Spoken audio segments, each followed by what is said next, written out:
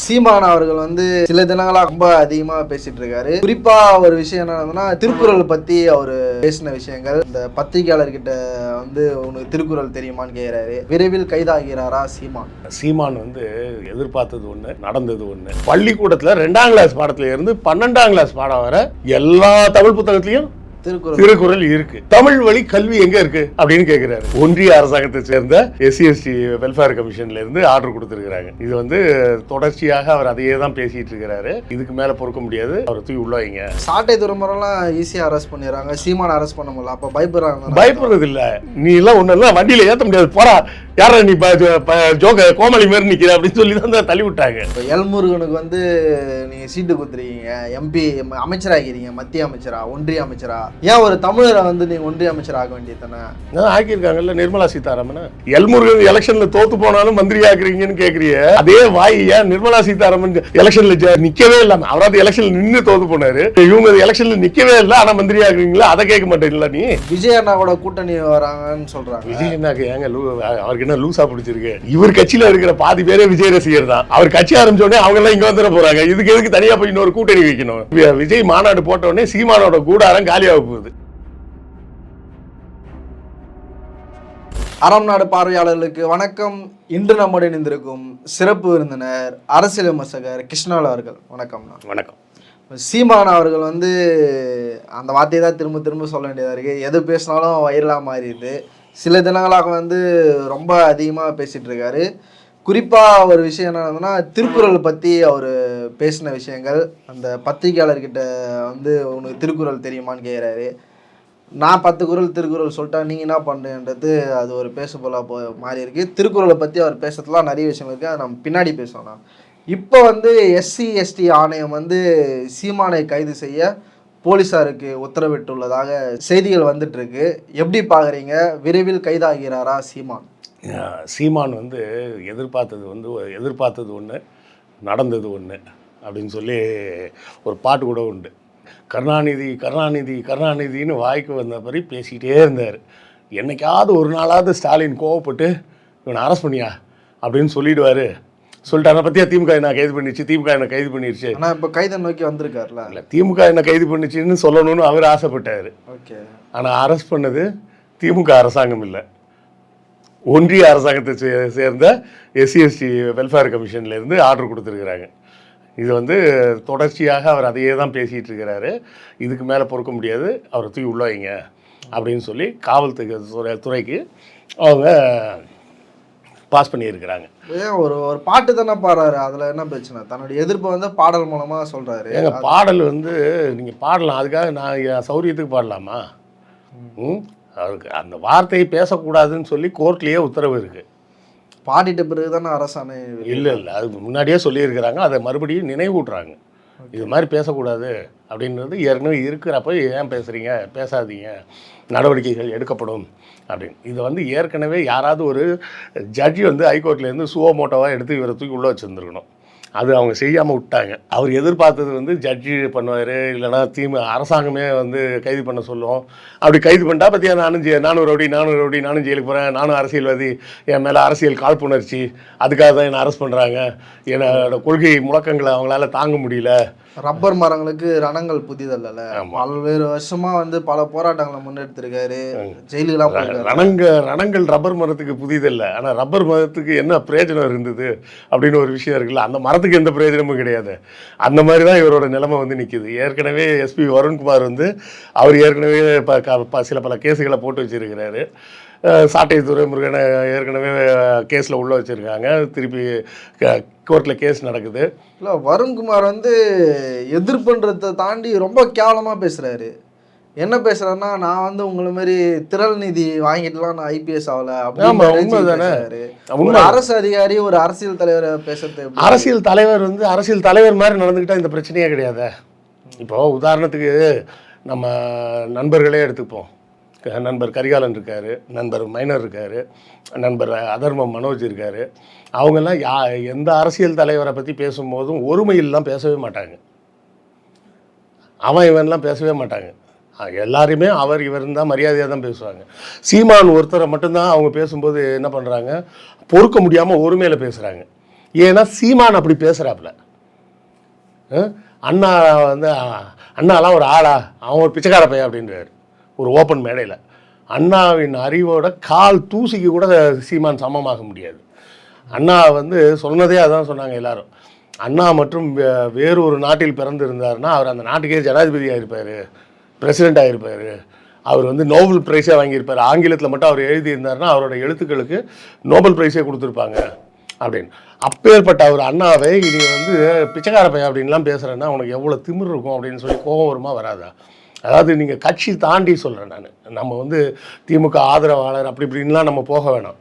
அண்ணா தமிழ்நாட்டின் ஒரு அடையாளம், அவர் சரியா? பெரியார் தமிழ்நாட்டின் ஒரு அடையாளம், கலைஞர் தமிழ்நாட்டை இந்த லெவலுக்கு கொண்டு வந்ததுக்கு அவர் ஒரு முக்கியமான காரணம்.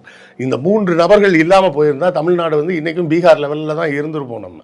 அப்படி இருக்க அப்படிப்பட்ட தலைவர்களை வந்து நீ பாராட்ட வேண்டாம்.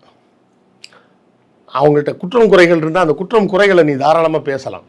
ஆனால் ஒருமையில் பேசுறது, அவன் வேங்கிறது, உரிமையில பேச என்ன உரிமையில பேசுறது? நம்ம அப்போ உரிமையில சீமான எருமைன்னு சொல்லி பேசலாமா? திருவள்ளுவன் என் அப்பன் எங்க பாட்டன் அப்படின்னு இன்விகுதி வச்சு பேசுறாருல, அது அந்த இன்விகுதி வேற, இங்கே வைக்கிற இன்விகுதி வேற இல்லை. இறைவனை வந்து அவன் இவன் பேசுறதெல்லாம் உண்டு. இப்போ ஒரு பாட்டே இருக்குது, பித்தா பிறை சூடி பெருமாளே அத்தா உனையன்றி அப்படின்னு சொல்லி சுந்தரமூர்த்தி நாயனார் பாடின பாட்டே இருக்குது. அதில் மொதல் வரியே என்னது? பைத்தியக்காரா அப்படின்னு தான் வருது. பித்தான்னா என்ன அர்த்தம்? பைத்தியக்காரன்னு அர்த்தம். அப்போது கடவுளை அந்த மாதிரி பேசுகிறாங்க அப்படின்னு சொன்னால் அது வந்து ஒருமையில் பேசுறது வந்து அன்பின் காரணமாக பேசுறது. அந்த அன்பு தான் இந்த அன்பு. இது இங்கே அந்த அன்பு இல்லையே. நீ வந்து அந்த சண்டாளன்ற வார்த்தையை கூடாதுன்னு 1000 முறை சொல்லியாச்சு. சொன்னதுக்கு அப்புறமா நான் அப்படி தான் பேசுவேன், முடிஞ்சா என்ன அரெஸ்ட் பண்ணேன்.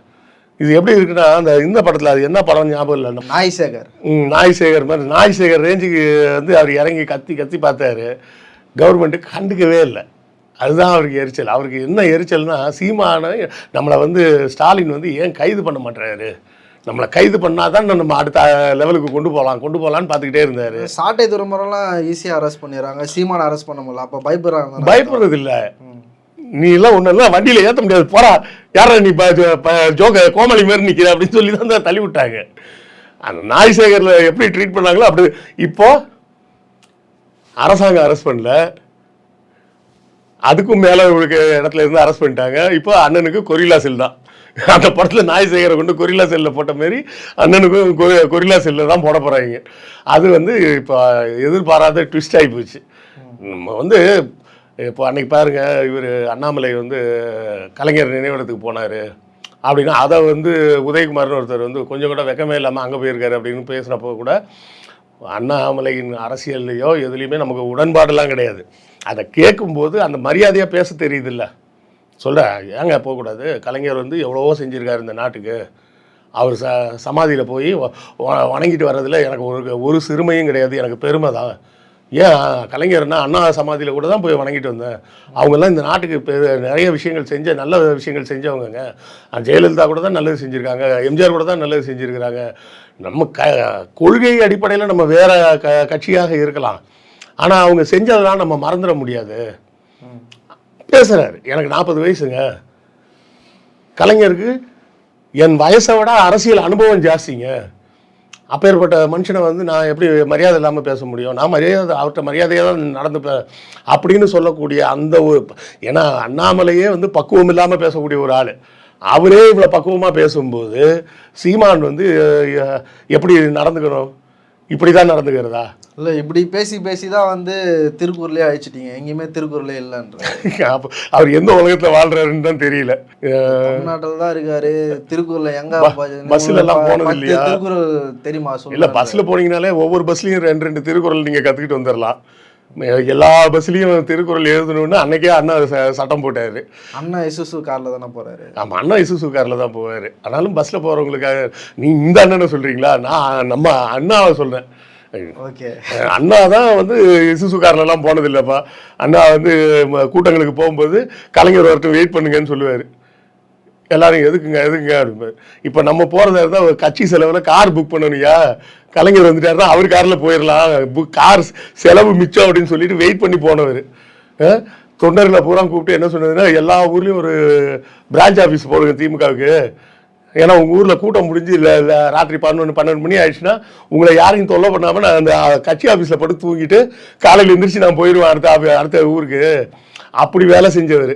உங்களை மாதிரி இசுசு கார் தான் வேணும், ஸ்டார் ஹோட்டலில் தான் ரூம் போடணும், அந்த ஹோட்டலில் எனக்கு ஜிம்மு இருக்கணும். இவர் என்னவோ டெய்லி ஜிம்மில் போய் எக்ஸசைஸ் பண்ணுற மாதிரி. இவர் பண்ணுற எக்ஸசைஸ்லாம் ஒரே ஒரு எக்ஸசைஸ் தான், கையில் போன பிடிச்சி பேர் ஒரு கிளாஸ் மாதிரி எதையாவது. அந்த ஒரு எக்ஸசைஸை தவிர வேறு ஒரு எக்ஸசைஸாக அவர் பண்ண மாதிரி நமக்கு தெரியல. நானும் சொல்கிறேன், காலையில் அவர் ஏதாவது பேட்டி கொடுப்பாரான்னு நானும் பார்க்குறேன். மத்தியானத்துக்கு மேலே தான் பேட்டியாக கொடுக்குறாரு. காலையில் எந்திரிக்க மாட்டார் போல இருக்குது. நைட்டு தூக்கம் வரல அப்படின்ட்டு. அது தூக்கம் வரலன்னா அது நமக்கு ஒன்றும் பண்ண முடியாது. அது கட்சி பணிகள் அப்படிலாம் இருக்கும்ல. ஆமாம், ராத்திரியில் என்ன கட்சி பணி பண்ணுவாரோ தெரியல. அவங்க கட்சியில் நிறைய இரவு நேர கட்சி பண்ணி தான் நிறைய பண்ணிட்டு இருக்கிறாங்க. கூட்டங்களுக்கு பேசுறது, ஃபாரின் பற்றிலாம் நிறைய பேசுவாங்க. ஆமாம், ஃபாரின் பற்றி பேசுவாங்க. நிறைய ஃபோன் கால்ஸ் ரெக்கார்டிங் பண்ணுவாங்க, அதெல்லாம் பண்ணுவாங்க. அப்புறம் ஞானம் இருக்குது உங்களுக்கு, ஆனால் அறிவு இல்லை அப்படிம்பாங்க. சரி, அறிவு இல்லை, உங்களுக்கு இருக்கிறது ஞானம், அதனால தான் உங்கள்கிட்ட வந்து புலம்புறேன் அப்படின்லாம் பேசுவாங்க. இல்லை பிரச்சனை இல்லைன்னா சொல்ல மாட்டார்ல. திருக்குறளை வந்து மக்கள் கிட்ட இருந்து ஒழிச்சிட்டாங்கன்றார்ல. இப்போ கேடில் விழுசெல்வம்லாம் நீங்கள் வந்து வேற அர்த்தம் சொல்கிறீங்க, அவர் வேற அர்த்தம் சொல்கிறாரு. ஆமாம், இத்தனை நாளாக நீங்கள் வேறு திருக்குறளுக்கு வேறு அர்த்தங்கள் சொல்லி அவருக்கு மூளையை வந்து மழுங்கடிச்சு. அவருக்கு தெரிஞ்ச ஒரே திருக்குறள் அது ஒன்று தான், கேடில் விழிச்செல்வம் கல்வி ஒருவருக்கு மாடல்ல மற்றையவை. இந்த ஒரு திருக்குறளை தவிர அவர் வேற எந்த திருக்குறளும் சொன்னதில்லை. இதுக்கு அர்த்தம் என்னம்மா, கேடில்லாத விழிச்செல்வம், பெருமையான செல்வம், கல்வி ஒருவருக்கு, கல்விதான் ஒருவருக்கு, அது கேடில்லாத செல்வம். மாடல்ல மற்றவை, மாடல்னா அதுக்கு ஒப்பில்லை வேறு எந்த செல்வமும் அப்படின்னு அது திருக்குறளோட அர்த்தம். இவர் கல்வி மாடுக்கு ஈக்குவலாக கல்வியை சொல்லியிருக்காருன்னு மாட்டு மூளையை வச்சுட்டு யோசிச்சா அப்படிதான் யோசிக்க சொல்லணும். படிக்கலாம் நம்ம அப்படின்னு சொல்லி நம்ம இவ்வளோ வேலை செஞ்சு பிள்ளைங்களெல்லாம் பள்ளிக்கு கொண்டு போகலான்னு பார்த்தா நீங்களாம் வாங்க மாடு மேய்க்கலாம் ஆடு மேய்க்கலாம், நான் உங்களுக்கு கவர்மெண்ட் சம்பளம் போட்டு தரேன்றாரு. இதுதானே சொல்லிட்டு இருக்கிறாரு. இல்லை, இன்னொரு விஷயத்த வந்து சொல்கிறாரு. இப்போ எல்முருகனுக்கு வந்து நீங்கள் சீட்டு கொடுத்துருக்கீங்க, எம்பி அமைச்சராகிறீங்க, மத்திய அமைச்சரா ஒன்றிய அமைச்சரா, ஏன் ஒரு தமிழரை வந்து நீங்கள் ஒன்றிய அமைச்சர் ஆக வேண்டியது தானே? ஆக்கியிருக்காங்கல்ல நிர்மலா சீதாராமன். அப்போ எல்முருகனை வந்து அவங்க என்னதான் இருந்தாலும் அவங்க தமிழ் பார்ப்பனர்கள்ல, நாங்கள் ஒத்துப்போம். நீங்கள் அதாவது எல்முருகன் எலெக்ஷனில் தோற்று போனாலும் மந்திரி ஆக்குறீங்கன்னு கேட்குறிய அதே வாய் ஏன் நிர்மலா சீதாராமன் எலெக்ஷனில் தோற்று நிற்கவே இல்லாமல், அவராது எலெக்ஷனில் நின்று தோற்று போனார், இவங்க எலெக்ஷனில் நிற்கவே இல்லை ஆனால் மந்திரி ஆக்குறீங்களா, அதை கேட்க மாட்டேங்களா நீ? கேட்கும்போது எங்கே போயிடுறது, அவங்கள மட்டும் விட்டுட்டு எங்கள் அம்மா தமிழிசை ஆக்கியிருக்கலாம், எங்கள் ஐயா பொன்னார் ஆக்கியிருக்கலாம், அப்படி இப்படின்னு வேற யாரெல்லாமோ சொல்ல தெரியுது. அந்த இடத்துல உன்னுடைய காழ்ப்புணர்ச்சி எங்க வருது? அருந்ததி இனத்தை சார்ந்தவர் அப்படிங்கிறதுக்காக தானே எல்முருகன் மேல கடிக்கிற நீ. அவங்க தமிழர்கள்ன்றாரு. ஆமா, இவருக்கு யாரெல்லாம் வேணுமோ அவங்க எல்லாம் தமிழர்கள், மற்றவங்க எல்லாம் தமிழரே கிடையாது, மனுஷனே கிடையாதுன்னு கூட சொல்லுவாரு. இந்த மனுஷனே இல்லாத ஒரு ஜென்மம். நிர்மலா சீதாராமனை அவர் காப்பாற்ற வேண்டிய அவருக்கு என்ன தேவை? பார்ப்பேன், முதலாளியை போய் திட்ட சொன்னா எப்படிங்க திட்ட முடியும்?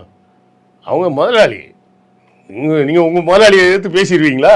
அது மாதிரி தான் அவரும் அவங்க முதலாளியை எடுத்து பேச முடியாமல் உட்காந்துருக்கிறாரு. அதை புரிஞ்சிக்காம ஏன் நிர்மலா சீதாராமனை காப்பாற்றணும்னு கேட்டிங்கன்னா, அவங்க நாக்பூர் முதலாளிகளை காப்பாற்றி ஆகணும்ல, அவங்கள எதிர்த்து பேச முடியுமா?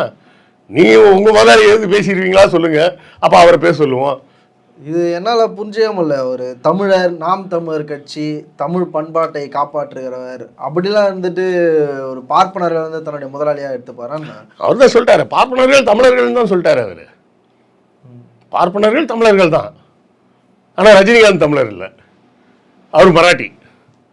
அங்கேருந்து தானே வந்திருக்கிறாரு. ஆமாம், அப்போ இவங்க எங்கேருந்து வந்தாங்க? அட்லீஸ்ட் ரஜினிகாந்துக்காவது மராட்டின்னு ஒரு தாய்மொழி இருக்குது. பழைய திருவிளையாடல் படம் பார்த்துருக்கீங்களா? அதில் வந்து ஒரு வசனம் வரும், சங்கை கீர் கீர் என்று அறுத்து அங்கம் புழுதிப்பட அப்படி இப்படின்லாம் வந்து சங்கை கீர் கீர் என அறுக்கும் நக்கீரனோ என் பாட்டுக்கு கருத்து சொல்லுது அப்படின்னு வரும். உடனே நக்கீரர் பதில் சொல்லுவார், சங்கருப்பது எங்கள் குலம், சங்கரனாருக்கு ஏது குலம். அதே மாதிரி தான் கேட்குறாரு. ரஜினிகாந்துக்காவது மராட்டின்னு ஒரு தாய்மொழி இருக்குது, பார்ப்பனர்களுக்கு எது தாய்மொழி சொல்லுங்கள்? இந்தியா முழுவதும் நாங்கள் எல்லாரும் பிராமின்னு சொல்லிக்கிறாங்க. தமிழ்நாட்டில் இருக்கும்போது எனக்கு தமிழ் தாய்மொழின்னு சொல்லிக்கிறாங்க. கேரளாவுக்கு போனால் மலையாளம் தாய்மொழின்னு சொல்லிக்கிறாங்க. கர்நாடகா போனால் நாங்கள் கன்னட் பிராமின் அப்படின்றாங்க. ஆந்திராவுக்கு போனால் நாங்கள் தெலுங்கு பிராமின்றாங்க, மராட்டி பிராமின்றாங்க, குஜராத்தி பிராமின்றாங்க. நான் வந்து தமிழன், நான் குஜராத்துக்கு போனாலும் நான் தமிழன் தான், நான் எங்கே போனாலும் நான் தமிழன் தான். ஒரு மலையாளி இருக்காரு, அவர் எங்கே போனாலும் அவர் மலையாளி தான். இவங்களுக்கு மட்டும் எப்படி தாய்மொழி மாறுது? ஏன்னா இவங்களுக்கு தாய்மொழியே கிடையாது. உலகத்தில் தாய்மொழியே இல்லாத ஒரு குரூப் யாருன்னா பார்ப்பனர்கள் மட்டும்தான். அவங்கள தான் இவர் தமிழர்னு சொல்லிட்டு இருக்கிறாரு. அப்போ இதை எந்த கோணத்தில் நம்ம பார்க்கறதுன்னு நம்ம யோசிக்கணும். அப்போ இவர் தமிழர், இங்கே இருக்க பார்ப்பனர்கள்லாம் தமிழர் அப்படின்னு சொன்னால் மம்தா பானர்ஜி பார்ப்பனர் தான், அவங்களையும் தமிழர்னு சொல்லுவீங்களா? ரொம்ப சிம்பிளாக கேட்போம். மம்தா பானர்ஜி பெங்காலில் இருக்கிற பிராமணர் தான் அவங்க. அப்போ அவங்கள தமிழர்னு ஏற்றுப்பீங்களா? பார்ப்பனர்லாம் தமிழர்னா அவங்களும் பார்ப்பனர் தான், அவங்களையும் தமிழர்னு ஏற்றுக்குங்க. அவங்க வங்காள பிராமணர் தானே. அப்போ அவங்களுக்கு அவங்க வந்து வங்காளத்து குடிமகளாக மாறிட்டாங்களாமா? அப்போ இவர் பண்ணுறது பூரா எல்லாம் ஃப்ராடு வேலையும் பித்தலாட்டமும் தான். இந்த ஆளுக்கு திருக்குறளும் தெரியாது. திருக்குறளை முதல்ல திருக்குறள்னு ஸ்பெல்லிங் இல்லாமல் மிஸ்டேக் இல்லாமல் எழுத சொல்லுங்கள். அதில் எந்த ரூ வரணும், இங்கே திருவுக்கு என்ன ரூ வரணும், குறளுக்கு என்ன ரா வரணும்னே இந்த ஆளுக்கு தெரியாது. அதுக்கு அதெல்லாம் தெரியாமலாங்க நாம் தமிழர் கட்சி. அதெல்லாம் ஒன்றும் தெரியாதுங்க, சத்தியமாக தெரியாது. சினிமாக்கே பேர் வைக்கும்போது இக்கு போடணுமோ போடக்கூடாதான்னு போய் கேட்டு கலைஞர்கிட்ட கேட்டு போட்ட புத்திசாலி தானே இவர். விஜய் அண்ணா கூட கூட்டணி வராங்கன்னு சொல்றாங்க. விஜய் அண்ணாக்கு ஏங்க அவருக்கு என்ன லூசா பிடிச்சிருக்கு? இவர் கட்சியில இருக்கிற பாதி பேரே விஜய் ரசிகர் தான்.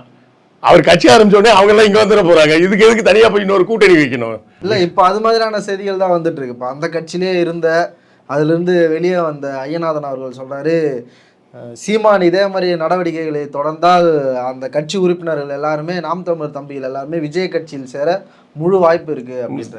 முழு வாய்ப்புலாம் இல்லை, அவங்க மாநாடு போட்டு முடிக்கட்டும், ஆட்டோமேட்டிக்காக எல்லாரும் அங்கே போயிடுவாங்க. அந்த விஜய் ரசிகர்கள் வந்து வேற ஆள் இல்லை அப்படின்றதுனால சீமான் ஒரு தமிழர்கள் இதுன்னு பேசுறாரு, சினிமாக்காரரு அப்படின்னு சொல்லி அங்கே போய் இருக்காங்க. இப்போ ஒரு இன்னொரு தமிழர் வந்தோடனே அங்கே போயிட்டு. ஆமாம், தமிழக வெற்றி கழகம்ல அது, அதனால நம்ம தலைவன் கூட போயிடலான்டான்னு அவங்க எல்லாரும் அங்கே போயிடுவாங்க. ரொம்ப சிம்பிள். அதனால என்ன நடக்க போகுதுன்னா, விஜய் மாநாடு போட்ட உடனே சீமானோட கூடாரம் காலியாக போகுது. அவ்வளோதான் விஷயம். சீமான் கூட என்ன காரணத்துக்காக இருப்பாங்கன்னு சொல்லுங்க. இத்தனை நாள் கட்சி நடத்தியிருக்காரு, ஒரு அனுபவம் இருக்கும். வேற 8% இருக்கு, விஜய் ஒரு 8. இல்ல அதெல்லாம் நான் கேட்கல. என்ன இப்போ என்ன கேட்டீங்கன்னா, நீங்க எதுக்கு இது நல்லா பேசுறாருல, நீங்க திமுகவை ஏன் ஆதரிக்கிறீங்க அப்படின்னு கேட்டா, இந்த விஷயங்கள்லாம் நான் கொள்கைன்னு வரிசையா ஒரு 10 விஷயத்த சொல்லுவேன். நீங்க வந்து சீமான் கூட நான் ஏன் போகணும்னு யாராவது கேட்டா என்ன 10 விஷயத்த சொல்லுவீங்க? வண்டையா திட்டுவாரு, பிசுறு உசுரும்பாரு, அடுக்குமொழியில பேசுவாரு, எனக்கு ரொம்ப ஆசை அங்கே கிடைக்கும் தோசை அப்படின்லாம் பேசுவார். அந்த மாதிரி விஷயம் இதை தாண்டி வேற என்ன சொல்லிடுவீங்க நீங்கள்? ஈழத்துக்கு போகிறோம், ஈழத்தில் அந்த ஈழத்து மக்களே அதெல்லாம் விட்டுட்டு அவங்க ரெகுலர் வேலைக்கு போயிட்டாங்க. ரெகுலர் வேலைக்கு மட்டும் இல்லை, அங்கே இருக்க சிங்களவனுக்கே சோத்துக்கு வழி இல்லைன்ற ரேஞ்சுக்கு போயிடுச்சு. அவனுங்கெல்லாம் வந்து எப்பா நம்ம தெரியாமல் இவ்வளோ நாள் சண்டை போட்டோம், நம்மளாம் ஒன்றா போயிடலான்ற அளவுக்கு அவங்க போயிட்டாங்க. இங்கேருந்து வெளிநாடுகள் போன தமிழர்கள் வந்து சொந்த ஊரே அவங்களுக்கு மறந்து போச்சுன்றதுனா நெகட்டிவ் சென்ஸில் சொல்லலை, அவங்க ரியாலிட்டியை புரிஞ்சுக்கினாங்க. ஆமாம், அவ்வளோதான். ஆமாம், தலைவனும் இல்லை, இனிமேல் ஒன்றும் பண்ணவும் முடியாது, இனிமேல் அங்கே போனாலும் பிரயோஜனம் இல்லை அப்படின்ற மனநிலைக்கு அவங்க வந்துட்டாங்க. இதை தாண்டி இவர்கிட்ட என்ன இருக்கு? ஈழம் ஈழம் ஈழம்ன்றார். ஈழம்னு சொல்லிட்டு அண்ணன் எனக்கு ஆட்டுக்கறி போட்டாரு, ஆமைக்கறி போட்டாரு, மானை சுட்டு கொடுத்தாரு, ஆமை கொஞ்சம் பொறிச்சு கொடுத்தாருன்னு இதைத்தான் சொல்லிட்டு கேட்கும். குறிப்பு எதுனா? ஆமா, குறிப்பு வேற எழுதுனாங்க, ஏன்னா பில்லு போடணும்ல சாப்பிட்டு முடிச்சோடனே. இந்த மாதிரி பைத்தியக்காரத்தனத்தை தவிர வேற எதுவுமே இந்த ஆள் பேசினதே கிடையாது. பச்சையா புழுகிறான் பாருங்க. பள்ளிக்கூடத்தில் 2ஆம் கிளாஸ் பாடத்துல இருந்து 12ஆம் கிளாஸ் பாடம் வர எல்லா தமிழ் புத்தகத்திலையும் திருக்குறள் இருக்கு. தமிழ் வழி கல்வி எங்க இருக்கு அப்படின்னு கேட்கிறாரு. கல்வியை இலவசமா தரலையான்றாரு. கல்வியை மருத்துவத்தையும் இலவசமா தரத்துல உனக்கு என்ன பிரச்சனை? அப்ப இவர் இந்த உலகத்திலே இல்லைன்னு நினைக்கிறேன். என் பையன் கவர்மெண்ட் ஸ்கூல்ல தான் படிக்கிறான், ஃபீஸே கிடையாது. இப்போ 11ஆம் கிளாஸ் படிக்கிறான், இதுவரை நான் ஃபீஸ் கட்டினது இல்லை. எனக்கு உடம்பு சரியில்லாமல் போச்சு, நான் பக்கத்தில் இருக்க பிஹெச்யூவில் தான் போய் ட்ரீட்மெண்ட் எடுக்கிறேன். மாதம் எனக்கு சுமார் 3000 ரூபாய் மதிப்புள்ள பிபி மாத்திரையெல்லாம் ஃப்ரீயாக தான் கொடுக்குறாங்க. அது கூட வீட்டில் வந்து கொடுத்துட்டு போகிறாங்க. இப்போது ஃபோன் பண்ணி வீட்டில் இருக்கீங்களா சார், நோட்டை கொஞ்சம் எடுத்து வைங்கன்னுபாங்க. நான் நோட்டை எடுத்து வச்சுருந்தேன்னா வருவாங்க, வந்து எழுதிட்டு மாத்திரையெல்லாம் கொடுத்துட்டு அதுக்கு ஒரு டப்பாவும் அவங்களே கொடுத்துட்டாங்க. நல்ல மேலே பெரிய படம்லாம் போட்டு மக்களை தேடி மருத்துவம் அப்படின்னு. இந்த மாத்திரை நான் சாப்பிட்ற பிபி மாத்திரையை பூரா கடையில் போய் நான் வாங்கினேன்னா மாதம் 3000 ரூபா ஆகும். அது ஃப்ரீயாக தான் கொடுக்குறாங்க, எனக்கும் கொடுக்குறாங்க, என் மனைவிக்கும் கொடுக்குறாங்க. ஆனால் கல்வி இலவசமாக இல்லை, மருத்துவம் இலவசம். என் ஒய்ஃபு என் பையன் இலவசமாக தானே படிச்சுட்டு இருக்கிறான், மருத்துவம் நான் இலவசமாக தானே பார்த்துக்கிட்டு இருக்கிறேன். என் மனைவிக்கு கர்ப்பப்பை ஆப்ரேஷன் பண்ணாங்க, எக்மோரில் தான் பண்ணோம், 1 பைசா வாங்கலையே. அது இலவசமாக தானே அங்கே தானே இருக்கு. இல்லை அண்ணன் பையன் படிக்கிற ஸ்கூலில் மட்டும் அங்கே இலவசமாக தரணும்னு கேட்குறாரு போல இருக்குது. அது எனக்கு தெரியல. ஏதோ பெரிய பணக்காரர்கள்லாம் படிக்கிற அந்த மாதிரி இன்டர்நேஷ்னல் ஸ்கூல்லலாம் இலவசமாக தரணும், அந்த ஸ்கூலுக்கெல்லாம் வந்து கவர்மெண்ட் ஃபீஸ் கட்டணும்னு எதிர்பார்க்குறாரு போல இருக்கு. அதுதான் அப்போ நம்ம அப்படி தான் புரிஞ்சுக்கணும். அப்போ இல்லைனா அவர் எந்த உலகத்தில் இருக்கிறாருன்னு நமக்கு தெரியலன்னு தான் நம்ம சொல்லணும். இல்லை ஏதாவது ஒரு ஸ்கூல் பையன் அப்படி ரோட்டில் போகிறான்னா அடேங்களா அப்படின்னு கூப்பிட்டு தமிழ் புக்கை எடுத்து ஓப்பன் பண்ணால் அந்த திருக்குறள் இருக்குன்னு தெரிய போகுது. பக்கத்தில் இருக்கு 40,000 ஸ்கூல் இருக்குயா தமிழ்நாட்டில். இவரே திருக்குறள் எழுதி தானே 2 மார்க் வாங்கியிருப்பாரு. ஆமாம், இவர் அது ஸ்கூலுக்கெல்லாம் இவர் போக மாட்டாருங்க. இவர் போனாருன்னா என்ன பண்ணுவார், ஒரு வருகை பதிவாக கொடுப்பாரு, அப்புறம் நேராக போய் கல் குடிப்பார், அப்புறம் பரோட்டா திம்பார், அப்புறம் சினிமா பார்ப்பார், அப்புறம் வீட்டுக்கு போயிடுவார். அதனால தான் அவருக்கு திருக்குறள் எங்கே இருக்குன்னு தெரியல. ஸ்கூலில் போய் படிச்சிருந்தாருன்னா திருக்குறள் தெரிஞ்சிருக்கும். ஸ்கூலுக்கு போய் வருகை பதிவு மட்டும் தானே கொடுப்பாரு, கொடுத்துட்டு உடனே நேராக போய் கல் குடிப்பார், பரோட்டா திம்பார், சினிமா பார்ப்பார், வீட்டுக்கு போயிடுவார். அப்படி இருந்தால் திருக்குறள் கண்டிப்பாக தெரிஞ்சிருக்காது. அதுதான் இப்போ குற்றமே தவிர அந்த ஆசிரியர் வந்து ஒழுங்காக இவருக்கு இந்த பாரு திருக்குறள் இருக்குன்னு காட்டாமல் விட்டுட்டார். கல் குடிக்க போகிறதுக்கு முன்னாடி திருக்குறளை கொஞ்சம் பார்த்துட்டு போன்னு சொல்லியிருந்துருக்கணும், அதை சொல்லாமல் விட்டார் அந்த ஆசிரியர். நிறைய விஷயங்கள் பேசியிருக்கோம். அரங்கத்திற்கு வந்து பல்வேறு தலைப்பு நினைக்கிறோம். ரொம்ப நன்றி. நன்றி.